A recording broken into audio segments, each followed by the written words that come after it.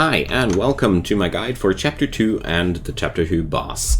I'm Icon, and this video will guide you, like the name implies, through the whole content of Chapter 2 and how to beat the boss there.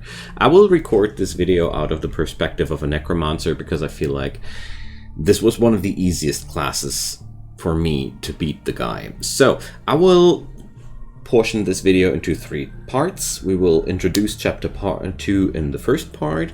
I will feature the boss fight in the second part, and I'll summarize the whole experience with some tips and tricks and a conclusion in the third part. So let's get started. I don't need to say too much here about the second chapter except for this line here where it says that the enemies grow 3% per loop instead of 2% per loop, and the bonus resources, and the fact that enemies have 0 to 1 abilities and now they have 1 to 2 abilities.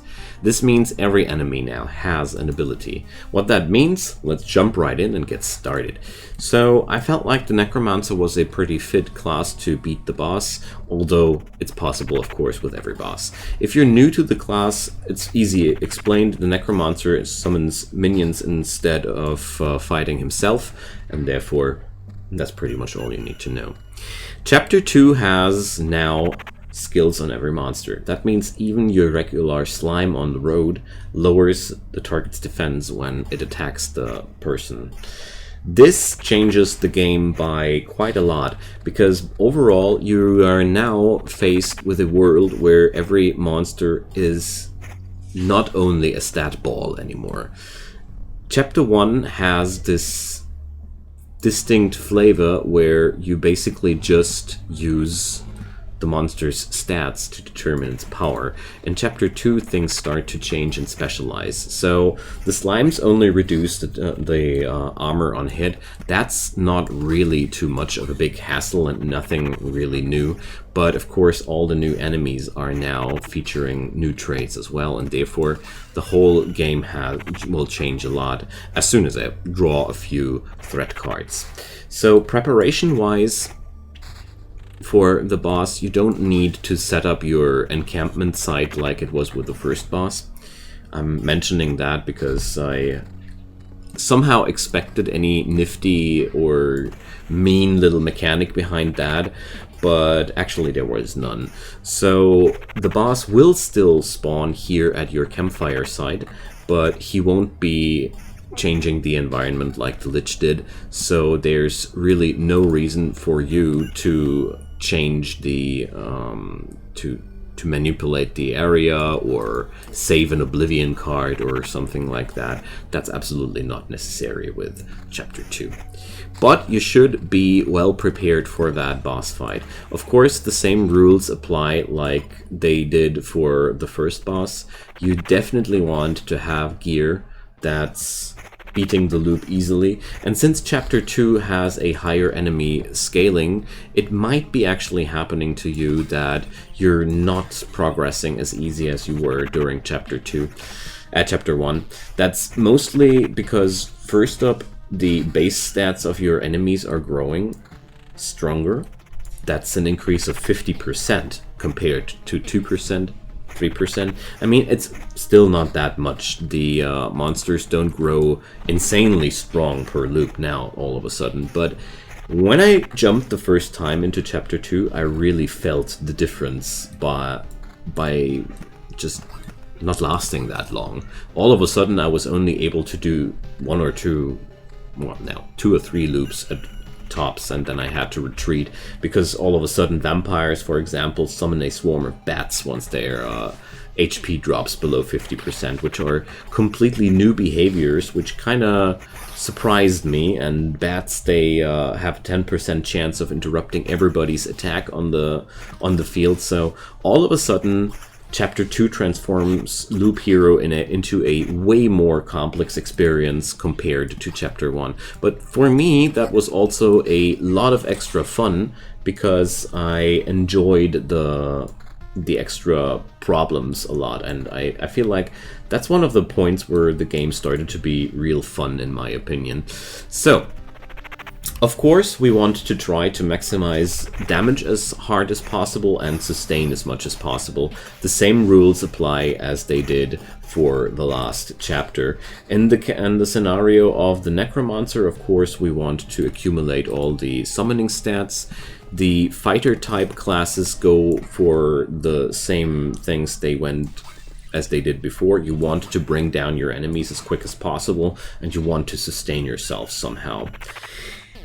It is worth mentioning that for the boss fight, some sort of AoE is very, very beneficial, and that you won't be able to negate the damage of that boss. You will be suffering, even if you're using as a minion master your minions as a meat shield, you won't be able to avoid damage. Therefore, I personally feel like max HP increasers are really, really good for that boss.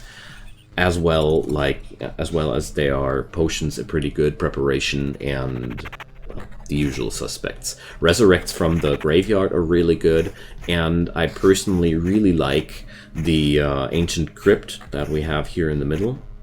Give me a sec, once the slime's gone. This thing grants you 1 resurrection after the hero's death, so to sum it up, I really, really feel like it's a very smart thing to have at least the intel center already built before you want to go for the boss hunt. I'm pretty sure it should be possible to do that without, but you will make your life just a lot harder. But if you're a thrill seeker, I've seen a person on YouTube finish the game in 7 runs, so if that's up your alley, you can of course try to do it harder. But jokes aside, the Intel Center and the Golden Cards are really, really good powerhouses, and I feel like the extra resurrection attempt of the Ancient Crypt, Ancestral Crypt, is a insanely good preparation for boss fights. Alright, there's not much more to add to all this, except for the fact that we should reach that boss. And if you don't mind, I'll catch you once I get there. So, there we are. After a few loops, my inventory looks a little bit like that. My stats are focused towards summon quality. I got a lot of max skeletons. My regen per sec is quite low, but I had the big luck to get a trait which gives me extra HP or healing after a skeleton dies, so I feel quite fit for the boss fight. The boss fight is triggered just like we're used to. We just place down tiles until the boss spawns, and now let's get into the action. So, I won't be spoilering that dialogue, and let's check out the fight as it is. The thing is, with the priestess, she has these mirrors, which have no HP on their own, but they tank blows. For every blow taken, the mirror breaks. She also summons an angel, which just deals a flat-out big AoE to every unit on the field. So therefore, you will need a pretty long breath for this combat in general. You can't attack the angels directly. You can only smack down the defenses and then survive these blows. But I felt like the Necromancer was one of the easiest classes to take, because if you're able to swarm the table with a lot of units which just keep breaking those mirrors in a speedy time, it was very, very easy. And as you see here, the trait which heals me for every dying skeleton makes the fight pretty trivial overall, because yeah, my minions keep dying, but my minions keep respawning and they also heal me when they die, and thus the AoE attacks of the angel don't even scratch me. So overall, I felt like this boss is really hard if you're not prepared for the fact that you have to take care of these shields. That was when I took this fight for the first time, it was very, very problematic for me. But now, since I know how this works, it's not that hard anymore, and I hope this helped you some. Alright, so let's pick up a nice little trait for us. And Shield of Faith upon killing him. Keep in mind that these rewards are also reflecting the boss somewhat, so it's quite fun there. So, upon each building, I wanted that. Some of them are generalistic and some of them are bound to the bosses. Alright. So for chapter 2, I was already mentioning a few things, but I want to emphasize it a little bit more. I feel like for chapter 2, the Intel Center is mandatory to beat down the boss. I wouldn't try it without. Also, like I mentioned, or as you've seen right there, the Necromancer class is pretty much countering the boss, so if you struggle to get it done with the Warrior or the Rogue, the Necromancer feels, for me at least, like the easiest approach. But if you want to go, pick up a Forest, because the Forest gives attack speed, and attack speed is a very, very useful stat, especially for the Necromancer, but also for the other classes. Apart from that, use your supplies fitting to your character class. They really make a big difference, and learn that you can increase the amount of slots for your supplies by building new buildings like mud huts or warehouses. Also, last but not least, upgrade your graveyard to receive free revives if you have troubles with surviving. It really helps a ton. And card-wise, every enemy has new traits, so therefore look at them. And also there is a building that can help you with that, which is hidden behind the Intel Center, and that's the Encyclopedia. Here you can check out all the enemies you've met so far, and you also get a preview of the things to come.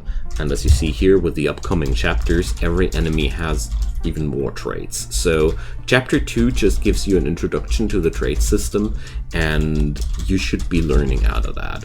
And there are some enemies that are really more problematic than others. For example, one of my favorite examples is the mosquito that gains the overeating trait, which makes him explode after 7 successful hits for 40 damage per loop. If you don't have a way of dealing with these things, this can really destroy your build completely. So overall, learn about the traits and enjoy yourself. I hope that was kind of helpful for you guys, so feel free to drop me a comment down below if there are any questions, or if you have more knowledge to share, please feel free to share it down there, because this ain't no competition.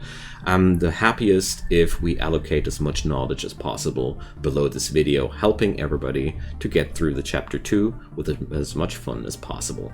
Also, if you like that content, leave me a thumbs up, or check out my channel and preferably leave a subscription to get those notifications whenever new stuff pops up. I do a lot of tutorials, I do a lot of sandbox gaming, strategy gaming, and all these things. I'm pretty sure you might find something down there.